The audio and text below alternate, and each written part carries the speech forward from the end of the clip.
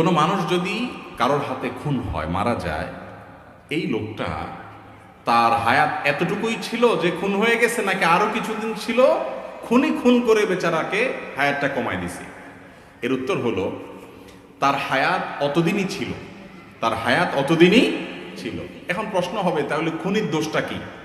তার হায়াত শেষ হয়ে গেছে, তার দুনিয়া থেকে যাইতে সে আরো সহযোগিতা না করবে, টাইম তো শেষ, তার তো যাইতেই হবে। তাহলে তারে খুন করে তার টাইম অনুযায়ী যাওয়ার পথটা সুগম করে দিছে, এবং কি দোষ করছে সে? ব্যাপারটা এরকম হয় না?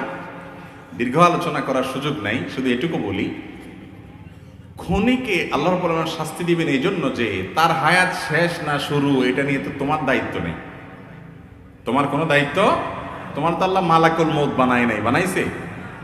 তুমি অন্য মানুষের হক রক্ষা করবে, কারোর জীবন যেন বিপন্ন না হয় সেই জন্য দায়িত্বশীল থাকবে।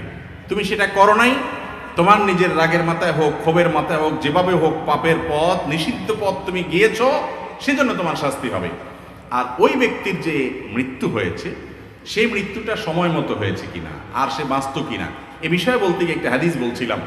ইবনে তাইমিয়া রাহিমাহুল্লাহ হাদিসটি উল্লেখ করেছেন যে মানুষের তাকদীরকে আল্লাহ রাব্বুল আলামিন দুই প্রকার রেখেছেন, একটা মোবরাম, গায়রে মোবরাম, আর একটা চূড়ান্ত, একটা অচূড়ান্ত। একটা ধরুন, ফর এক্সাম্পল, একজন মানুষের হায়াত হবে 60 বছর চূড়ান্ত, এইটুক সে পাবেই।